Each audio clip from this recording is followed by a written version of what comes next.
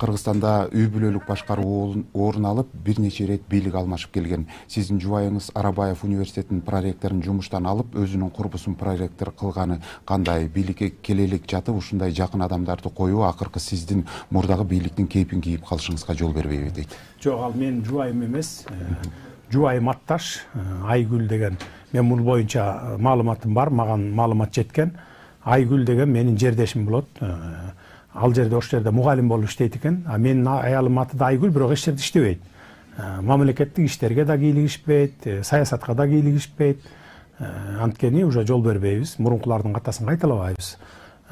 Бул башыбыздан өткөн, мунун баарын билебиз. Мен бул боюнча тактап билгемин. Проректор экөөнүн ортосунда жаңжал болгон экен. Бирок министрди чакырып туруп мен проректор ушу арыз жазган экен. Ошол конфликт болгондон кийин мен министрди чакырып туруп арызын тытып ыргытып дагы ордуна коюп койгун, иштей берсин дегенмин. Мына министр эгерде көрүп отурса деле ушул билим берүү министрлиги өзү сөзүн айтат болуш керек. Бул боюнча мен калыс чечим кабыл алып бергем.